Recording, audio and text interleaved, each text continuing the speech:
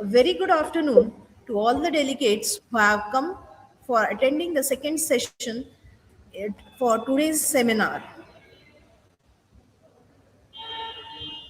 The second session, we welcome Dr. Deepa Mandlik, Associate Professor, Department of Pharmacology, Poona College of Pharmacy, Bharati Vidyapeeth Deemed University, Pune.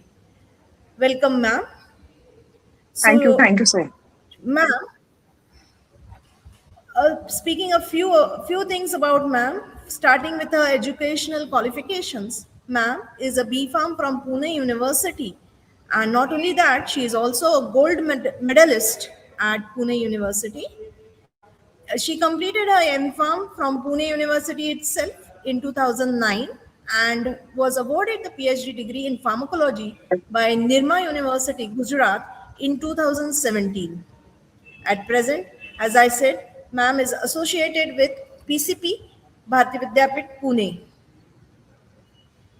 Ma'am's area of research includes pharmacology, pharmacognosy, biochemistry, and microbiological studies. As she specifically focuses on endocrinology and physiology, also inflammation and immunity, cancer pharmacology, and drug discovery and preclinical drug development. Looking at her academic achievements and awards, ma'am was selected as the Peace Ambassador by Bentham Science in 2020, has IIS Summer Research Fellowship in 2011, Leela Poonawala Foundation Scholar. Before that, in MPharm, she had the Gate Fellowship in the undergraduate program. She was the gold medalist in Pune University, and she has also had international exposure in especially in UK, where she underwent academic training and research exposure. Looking at her research contributions, she has contributed a total of 72 research publications with a cumulative impact factor exceeding 150 and achieving a H index of 18 and I index of 27, which is a great achievement in such a small period. She is also a reviewer for many journals. To say a few, elsewhere, Bentham Publication, Dove Press, and Nature Group's Journal. Apart from this research publication, she has also contributed to curriculum of B Farm, where she has authored 7 textbooks in the field of pharmacology, pathophysiology, human anatomy, and physiology in reputed publishers include Nirali and Everest publications. So I welcome you, ma'am, for our second session in the next era of healthcare, precision treatment, translational research, and Pharma 4.0. So I'll request you to start with the topic inflammatory bowel diseases from pathophysiology basics to research-driven case studies. Please, ma'am.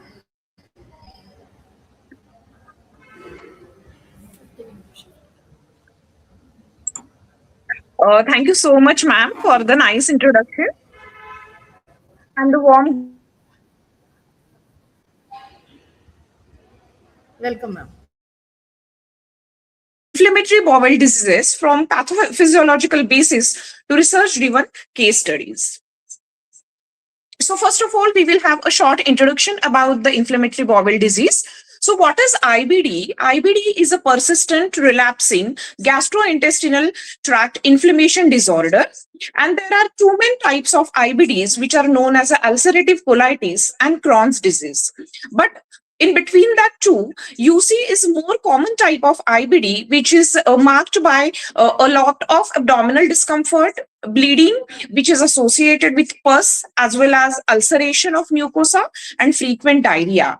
Now in 2024, the prevalence of this IBD was approximately 5 million cases around the world.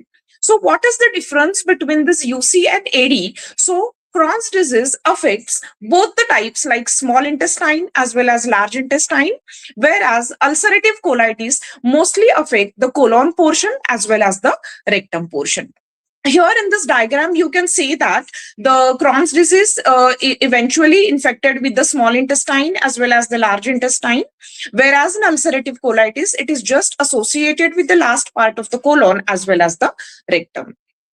So what are the different etiological factors responsible for the ulcerative colitis, or you can say for IBDs? So IBD arises due to the complex interaction between different medications as well as genetic factors, environmental factors that leads to disruption of abnormal host response to different antigens, as well as diet, lifestyle, infections, medications, and gut microbiota dysbiosis that disturbs the intestinal barrier, and that leads to altered immune tolerance. So in case of diet, if you see, it is generally a westernized immune lifestyle in which the people is taking so much of fat, so much of sugar, as well as less fiber diet, sedentary lifestyles, different kinds of infections, different kinds of medications, especially the over-counter medications, and that all leads to disruption of the gut microbiota, which will alter the immune tolerance. So all these factors togetherly culminate the dysregulation of mucosal immune response that leads to chronic inflammation, which persists for a long duration and sometimes which results into the relapse of the colonic mucosa. Moving with the pathophysiology of UC, what exactly happens in ulcerative colitis? So as just we have discussed with different etiological factors like diet, genetic susceptibility, dysregulation of intestinal microbiota, so many different factors that leads to degradation of mucus layer of the cells or intestinal cells. That leads to leaky gut formation, and because of that, the pathogen enters inside the endothelial layer. And once the pathogen enters the endothelial layer, it leads to activation of different immune cells, macrophages, as well as T cells. So due to activation of that immune cells, that leads to release of different inflammatory cytokines such as TNF alpha, interleukin 1 beta, interleukin 6, interleukin 12, and interleukin 17. To the other hand, if you see that immune cells after activation leads to the generation of lots of reactive oxygen species, and that reactive oxygen species leads to the formation of oxidative stress onto the colon, and that oxidative stress leads to the chronic inflammation of the colon. And to the other side, as these inflammatory cytokines are generated inside the colon, that activates the toll-like receptors. That toll-like receptors are the signaling for the activation of nuclear factor kappa B pathways. And that all leads to chronic inflammation of the colon, which ultimately leads to the ulcerative colitis. Moving ahead, just now we have discussed with the pathophysiology of the inflammatory bowel diseases, especially the ulcerative colitis. Already we have just gone through all these steps just now with the help of the diagrams. Moving ahead, what are the current treatments available for ulcerative colitis?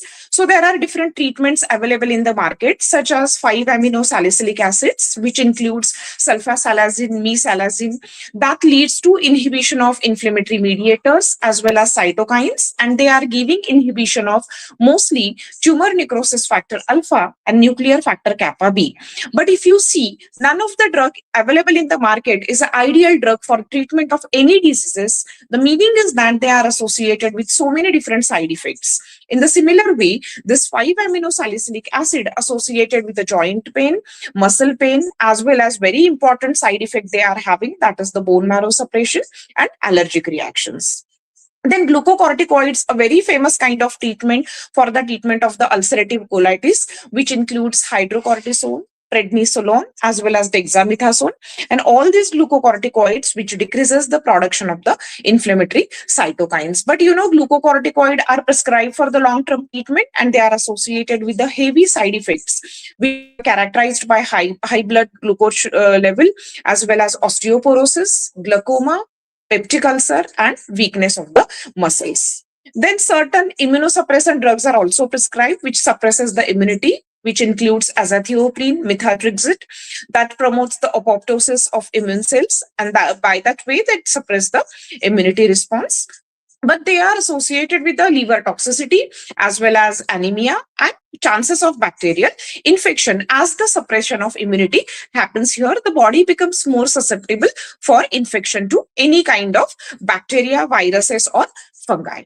And the last category, which includes, that is the TNF alpha inhibitors, which includes infliximab. That infliximab binds to TNF alpha receptor, and that prevents the generation of the inflammatory cytokines. But that infliximab or TNF alpha inhibitors increases the risk to fungal as well as bacterial infections. So, as we have seen so many synthetic drugs available in the market for the treatment of the ulcerative colitis, but none of the drug is found to be safe for the treatment. Hence, the research is diverted toward the natural product, which will give anti-colitic activity, anti-inflammatory activity, along with minimum side effects. Hence, we are going to discuss one short case study here of Lantana camera. Everybody knows Lantana camera is a noxious weed which is available worldwide. So this is a flowering ornamental plant belonging to the family Verbenaceae. And here for the study, we had selected leaves. That leaves contain bioactive phytoconstituents, namely ursolic acid, olenolic acid, verbascoside, lactic acid, herbicide, chlorogenic acid, and geniposides. So traditional medicinal system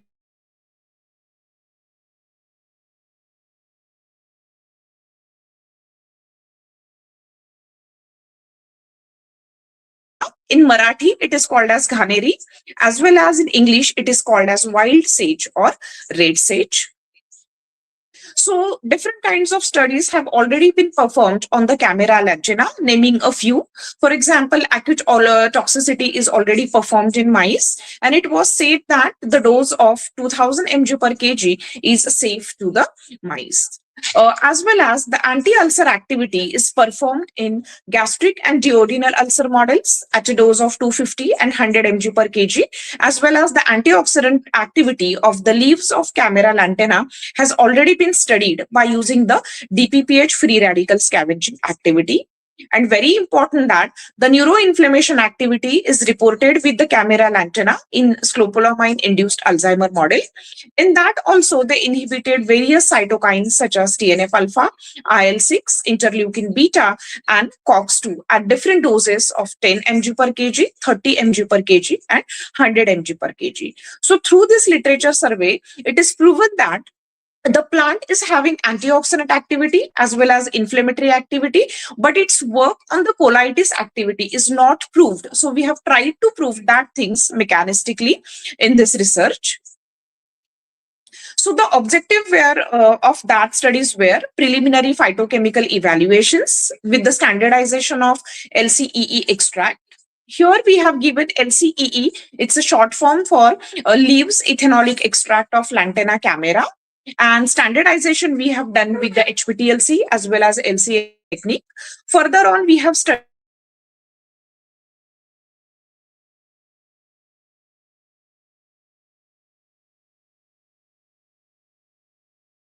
ulcerative colitis activity in rat.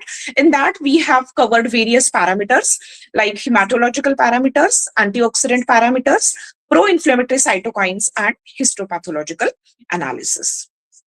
Moving further, this is regarding the plan of work. So first of all, we had prepared the extract of Camera lantana leaves, especially the ethanolic extract we were interested. Then that ethanolic extract is subjected to preclinical phytochemical examination for presence of different phytoconstituents. Then that extract is subjected to LCMS analysis for identification of the active constituent and fingerprinting of that constituent. Then we had moving to the in vitro analysis by using CACO cell lines, and then in vivo analysis in animal by inducing the ulcer by TNVS model. For that study, we had used Vista rats, male Vista rat of age 200 to 250 gram. In that study, we had used 42 animals, and the animals were kept under standard animal house conditions with free access to food and water. Regarding the preparation of La Camera lantana extract, the leaves were previously cleaned, dried, and grinded into the powder. Then we have taken 100 mg of dry powder that was macerated with 90 ml of ethanol for 3 days with continuous checking. Then at the end of 3 days, the filter was separated and concentrated into the rotary evaporator for getting that extract sticky to the dry powder, and the yield obtained was found to be 15.47%. Here is the experimental animal grouping. So we had divided that 42 animals into 7 different groups, consisting of 6 animals in each group. So the grouping is as like normal control, ethanol control, disease control, and 3 different test group, along with last is the standard group. So normal control group was received distilled water not more than 10 ml per kg orally, whereas ethanol control group received 50% of ethanol intrarectally along with the distilled water not more than 10 ml per kg. Diseased group, which includes trinitrobenzene sulfonic acid at a dose of 120 mg per kg, dissolved in ethanol 50% volume by volume, which is given intrarectally route. Test group 1 consisting of low dose of LCEE 100 mg per kg. Test group 5 consisting of 200 mg per kg extract, and test group 3 which consisting of 400 mg per kg of extract given by oral route. And the last group which consisting of dexamethasone, which is used as a standard 2 mg per kg at the dose at the route of oral. So the purpose of here taking ethanol is that the TNBS is dissolved in ethanol, and here we wanted to check whether that ethanol is also creating some injury to the intestine. So here we have included the group of ethanol. This is the experimental design of TNBS induced ulcerative colitis.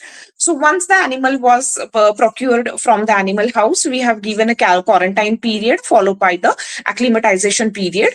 In the acclimatization period, we have measured the body weight of animals, and on day 0, we have administered TNBS at a dose of 120 mg per kg intrarectally with the help of a catheter to group 2 to group 7.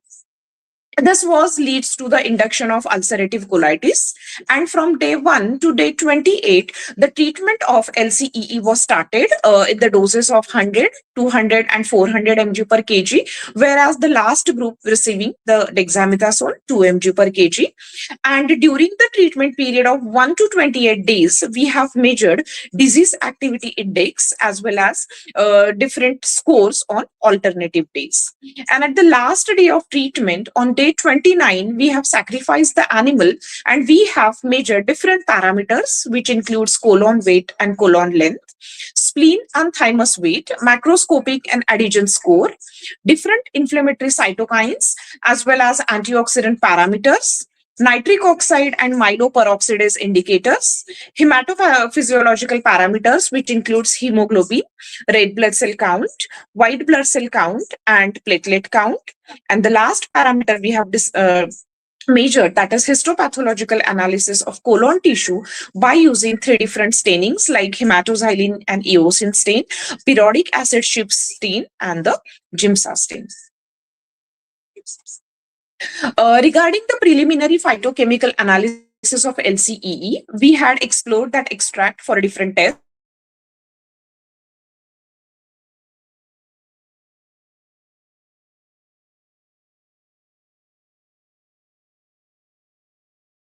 Was found to be positive for the presence of tannins, phenols, alkaloids, glycosides, flavonoids, and carbohydrates. Then we had subjected that extract for the high performance thin layer chromatography analysis of different phytoconstituent. The HPLC was carried out by using CAMAX system with Linomat 5, TLC Visualizer 3, and TLC Scanner 3. Vision Cat software was used for the data analysis, and the separation was carried out by using silica gel F254 plates, and the analysis was carried out under standardized condition to ensure the reproducibility. So here you can see the HPDLC fingerprinting of LCEE. So we had done that HPDLC fingerprinting for 3 phytoconstituent, ursolic acid, geniposide, and chlorogenic acids. So if you see the plate, left-hand side, we have applied ursolic acid standard as well as geniposide standard and the chlorogenic acid standard, and then we had applied extract in different concentrations here.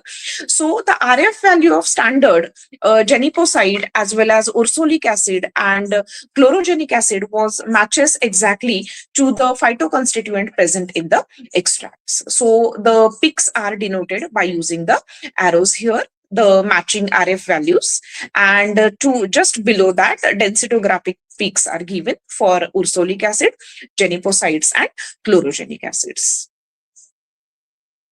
Then the extract was subjected to the LCMS analysis. Here we had used Agilent 6460 triple quadruple LC-MSMS with Infinity LC as a detector.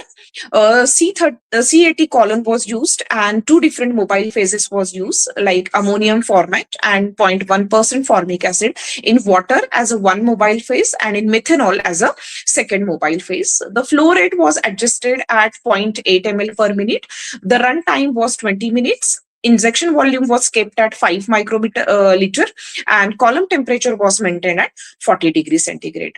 And here in this detection, we had detection of positive as well as negative peaks of the scan range 52,000 atomic mass unit. The purpose of detecting positive and negative ESI, as positive mode was very good for basic constituent as well as neutral constituents, as well as negative ESI mode is best for identification of the acidic constituent. So all the constituent will be detected into the positive as well as negative ESI mode. Here you can see 2 different plates, plate A and plate B. Plate A indicates the phytoconstituent found in LCMS analysis under positive ESI spectra, and plate B indicates the constituents found in negative ESI spectra. Then this is the table which includes the LCMS mass spectra analysis of LCEE, different constituents found in plate A as well as plate B, along with their molecular masses and mass by charge ratio. So it indicates that the plant extract is enriched with ursolic acid, olenolic acid, betulinic acid, geniposide, thiovioside, citriol, and linaroside in positive ESI mode, as well as verbascoside, itrogenic, lactic acid, chlorogenic acid, catechin, and narcissine in negative ESI mode. Now moving to the in vitro analysis of LCEE extract by using CACO cell line. The purpose of performing the experiment by using CACO cell line is so that CACO cell lines are human colorectal adenocarcinoma cells that especially used only for intestinal and colitic research. So for performing the experiments, we have seeded the cell in 96 well plate at a density of 2 into 10 raised to 4 cells per well. After 24 hours, that cells were added with LEEE at a different concentration from 100 to 1000 microgram per ml, and the control well was without the LCEE. We have incubated that plates for 24 hours. Then we have added 10 microliter of MTT solutions to each well, and the plates were incubated in humidified incubator at 5% CO2.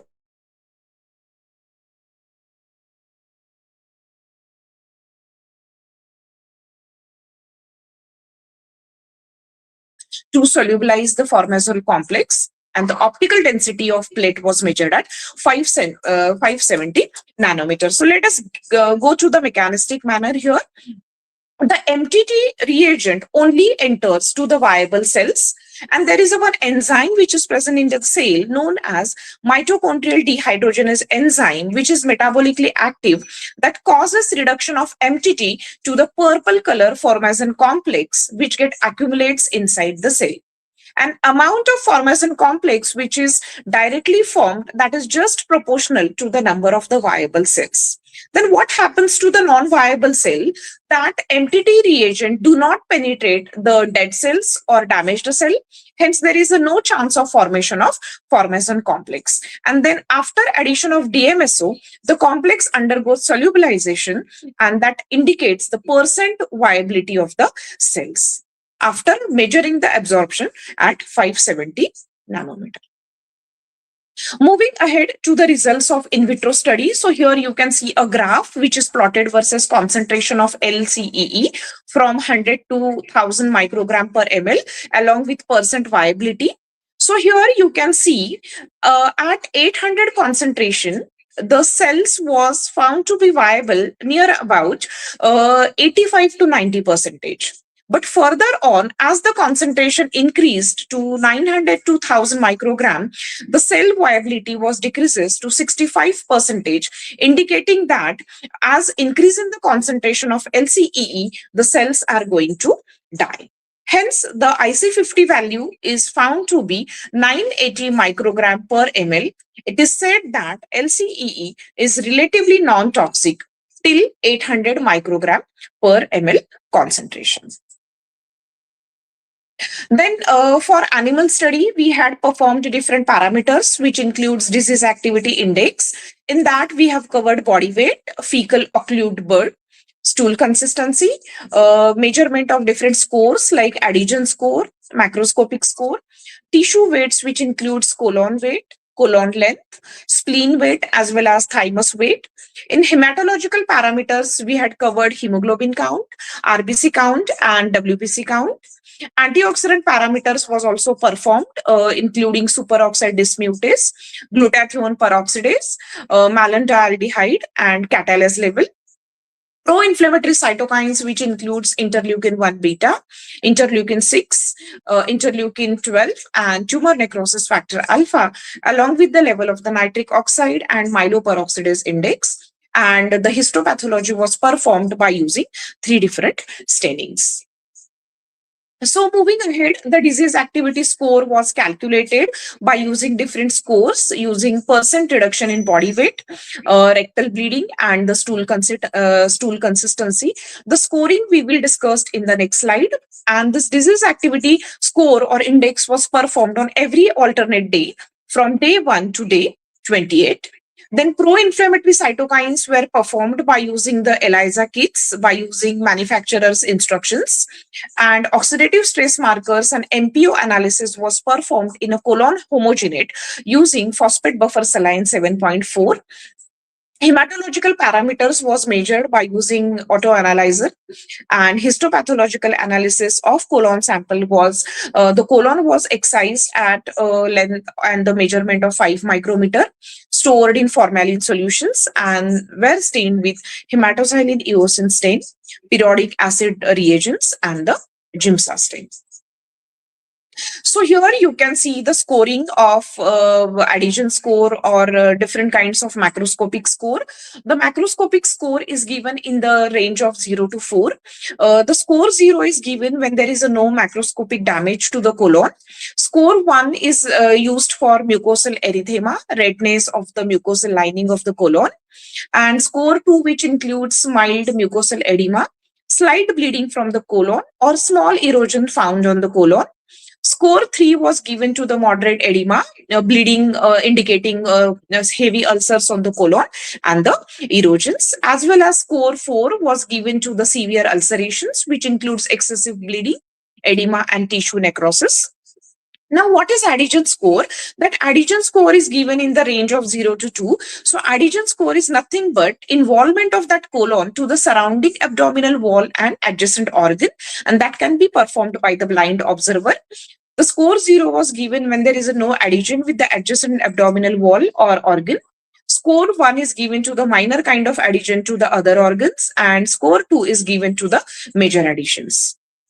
Now the question is that how disease activity index is to be calculated. So for calculating the disease activity index, 3 parameters were considered like weight loss, stool consistency, and fecal occluded bird. So weight loss is given in the range for the scores. If there is zero weight loss, the score is found to be 0. If the weight loss is more than 5%, score is 1. If it is more than 10%, the score is 2. And if it is more than 20%, the score is 3. The stool consistency, if at all there is a proper stool, well-formed pellets were found, the score is given to be negative, means 0 score. If there is a loose watery stool, given as a stool score 2. And if at all there is a watery diarrhea found, the score is given to be 4.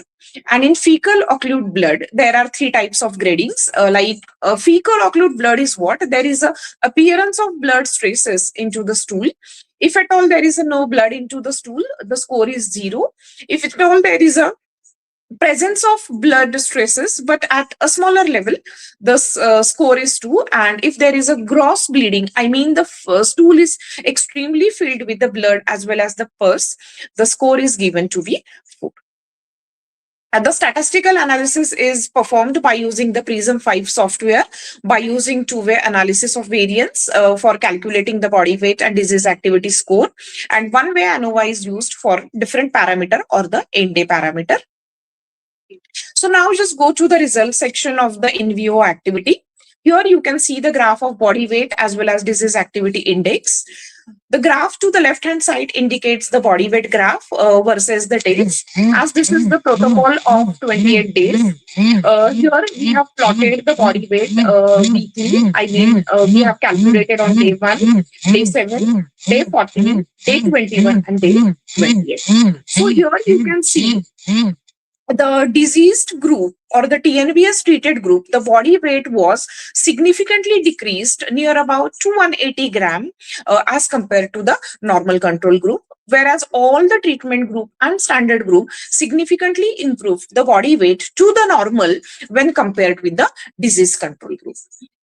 Hence, the disease was induced into the animals that can be indicated by using this reduction in the body weight. And disease activity score, you can see here, the scoring for disease control group is extremely high or significantly high when compared with the normal control group, and the treatment group which decreases the disease activity index when compared with the normal control. So this leads to LCEE improves the inflammation as well as colytic property of the colon. So here you can see the macroscopical images of the colon from A to G.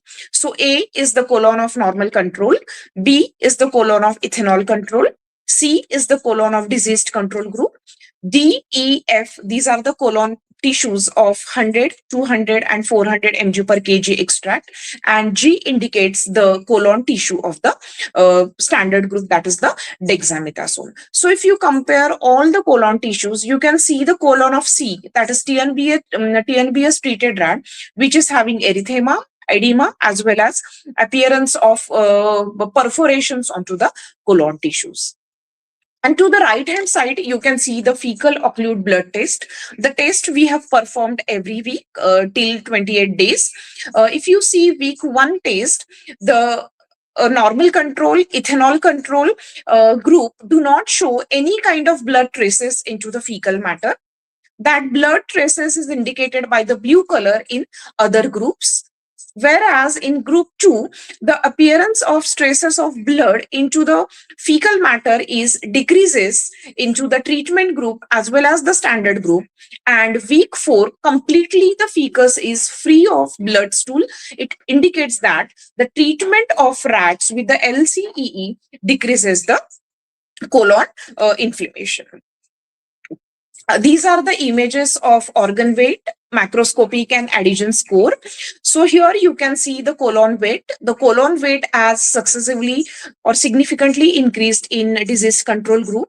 The purpose of increasing the colon weight in ulcerative colitis, as I mentioned, that it is affirmed by the edema as well as inflammation, so that the weight of the colon increases, and the treatment groups successively or significantly decreases the colon weight when compared with the disease control group.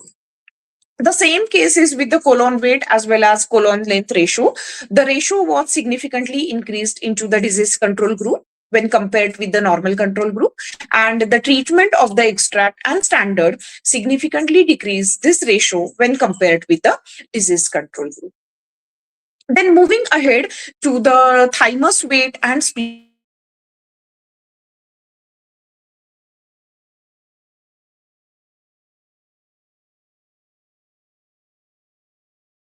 increased, indicating the immune cell activations, and the condition is called as splenomegaly. So that spleen weight of the diseased rat has significantly increased when compared with the normal control rat, and the treatment of rats with the extract and standard significantly decreased the spleen weight.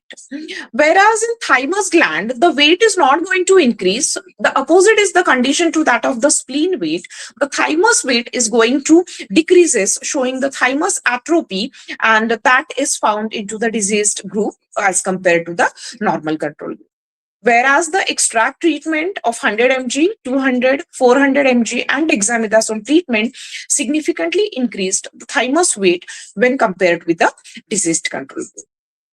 This is regarding the adhesion score and macroscopic score. The score was significantly higher in the TNPS treated rat when compared with the normal control group. In normal control group, the score was found to be 0 here. So here you can't observe any bar as the score is the 0, as there is no adhesion, no inflammation or nothing, any injury happened to the colon.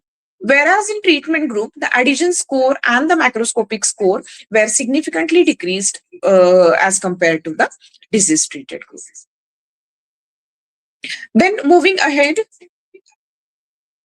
the hematological parameters. Now I have told that in inflammation of the colon, bleeding into the stool is a major characteristics. So what happens? The hemoglobin level and RBC level is going to decrease along with the platelet levels. But vice versa is the condition. It's an inflammation condition. So here the white blood cells are going to increase.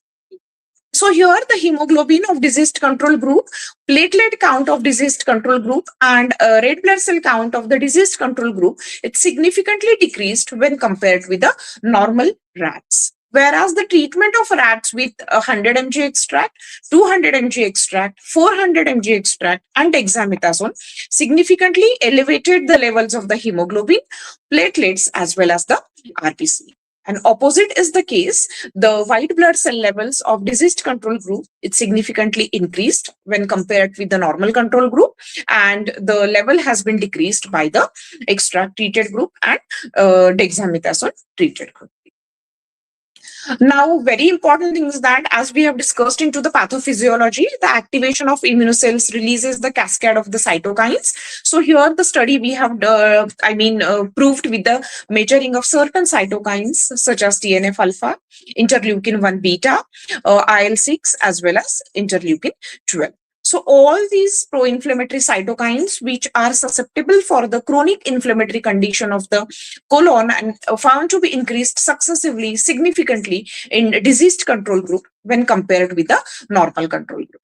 But the treatment of extract at 100 mg, 200 and 400 mg as well as the dexamethasone treated group, the level of pro-inflammatory cytokines was found to be significantly decreased respectively in TNF alpha group, IL beta group and IL-6 group and IL-12 normal treated rats. Then about the antioxidant parameters and nitric oxide and the MPO level, there is a generation of free reactive oxygen species. Obviously, that free released oxidative species increases the burden of oxidative stress on the colon, and that leads to generation of various free radicals. So here that is measured by measuring the level of superoxide dismutase, glutathione peroxidase, and malondialdehyde, as well as nitric oxide level, CAT level. So here in this results, you can see that the level of SOD, level of malondialdehyde, GSH and catalase, the level is significantly decreased in disease treated group, whereas the level was found to be significantly increased in extract treated group in case of SOD, GSH, and cat normal treated rats. But the malondialdehyde level, which is a marker of lipid peroxidation, is found to be significantly increased in a disease-treated rat as compared to the normal group, and the level was found to be significantly decreased in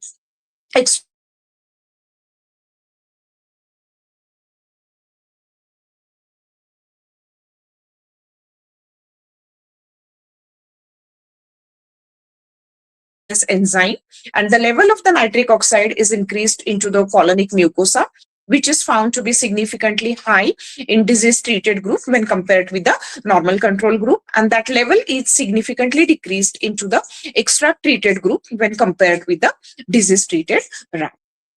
Here, as I told, the level of WBCs are increased as this is the inflammatory condition.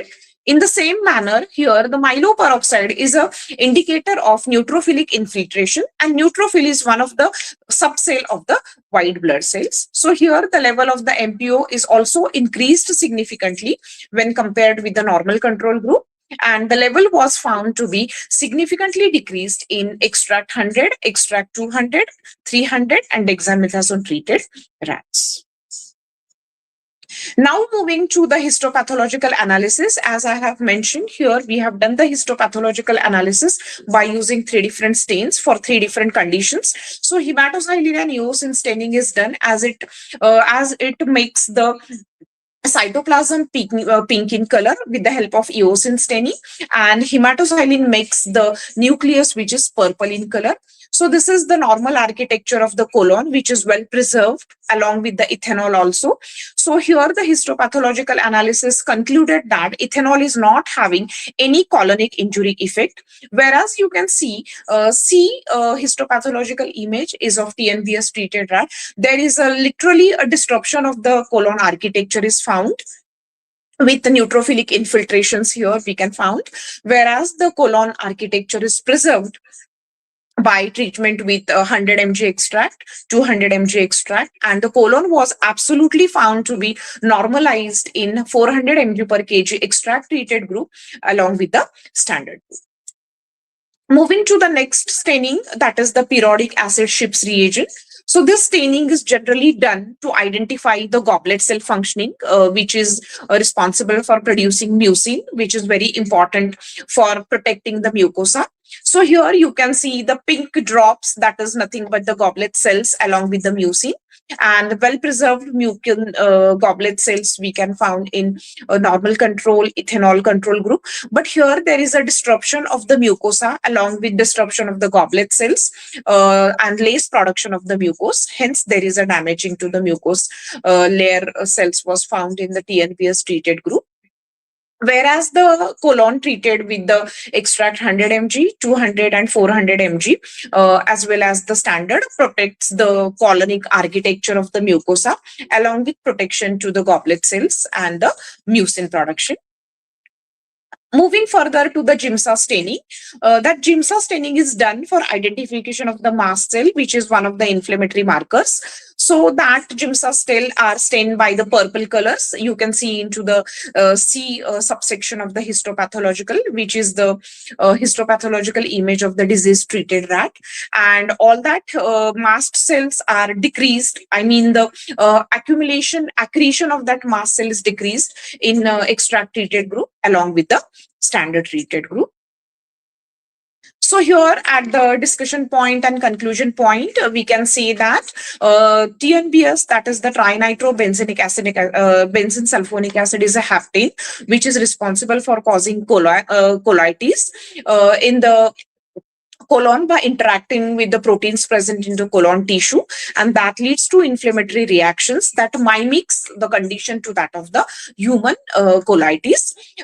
We have done to determine the safety of LCEE on before starting on the animal model, that is by using the CACO cell line, and the dose was found to be safety 800 microgram per ml.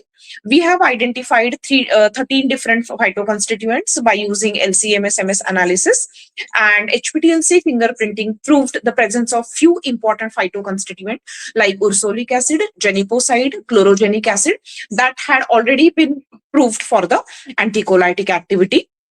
So TNBS induced colitis was resulted into the decrease in body weight, colon length, thymus weight, and that was restored by treatment with the LCEE, as well as spleen enlargement was seen into the treatment group, I mean TNBS colitis group, and that treatment group, after the treatment with the extract group, the spleen weight was restored to the normal spleen weight. The dose of LCEE 100 mg, 200 mg, 400 mg significantly restored the disturbed level of the hematological parameters like hemoglobin, RBCs, platelets, as well as WBCs. And hyperactivation of immunocells plays very important role in the advancement of the ulcerative colitis with the release of inflammatory cytokines like TNF alpha, IL-6, IL-1 beta, as well as interleukin 12.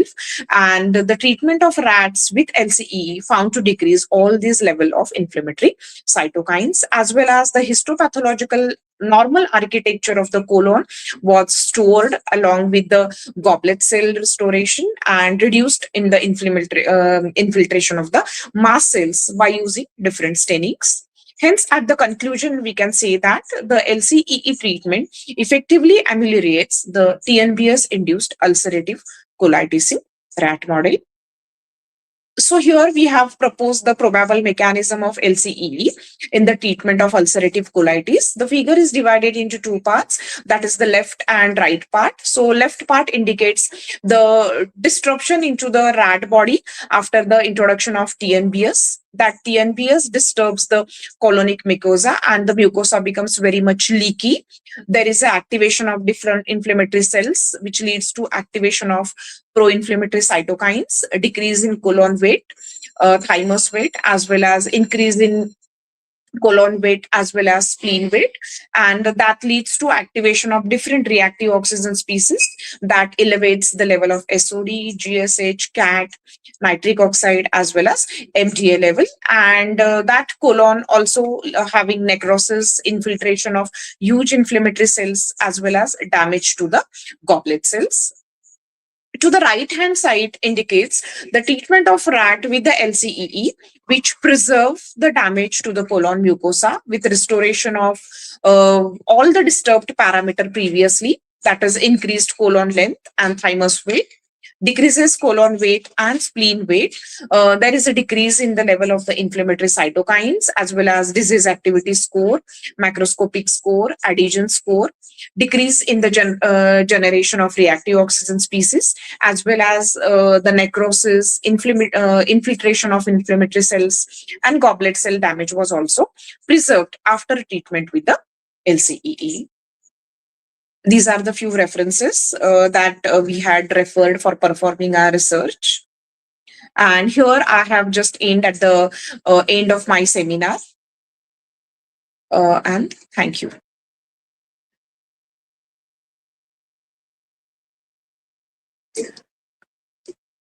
So I would like to take questions if anybody having any doubts.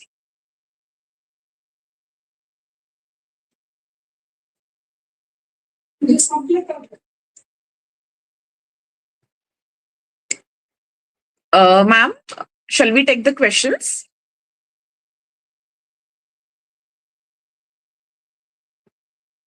Yes, ma'am. All delegates, you can share your questions on the comment side.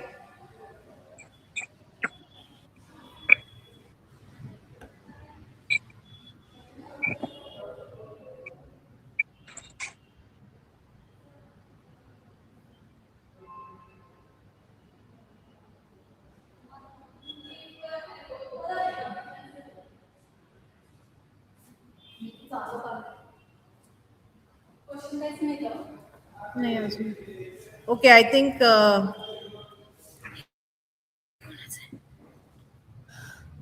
yes, one question is there. I'll just highlight it. Yes, ma'am.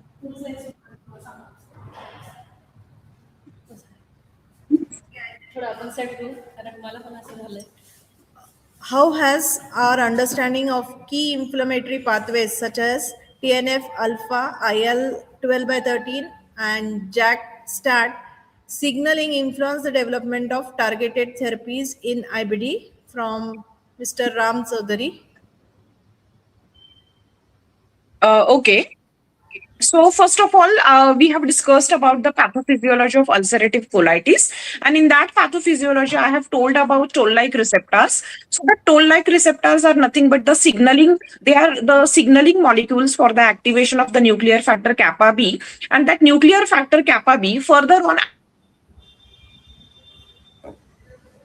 and thereby it releases then the TNF alpha, IL-12, nuclear factor kappa B, and that again leads to chronic inflammatory condition of the mucosa.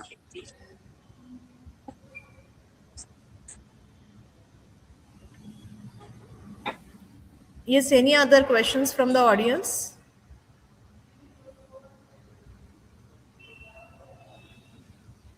We have just discussed about the TNF alpha and all the interleukins. So JAK-STAT signaling pathways, actually these are the receptor Gs and kinase, and STAT receptors, these are floating into the nucleus cells, as well as they are also responsible for the IBD, the inflammatory ulcerative diseases, by some gene transcription and translation processes.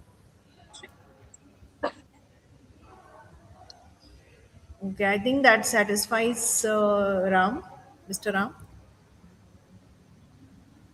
I hope the answer is clear, or is there a more clarification needed? No comment, so I think it was satisfactory. Okay, ma'am. Ma'am, I just wanted to make heartfelt gratitude to Principal Sir Dr. Amrutkar Sir, Vice Principal Dr. Prashant Pingne Sir, and Dr. Dhanashri Mari Ma'am for nice coordinating the webinar. Thank Yes. you. Thank you so much for inviting. Just wait for a moment, sir, ma'am. I'll just have a Yeah. we'll follow the protocol. Just a moment. Yes, ma'am.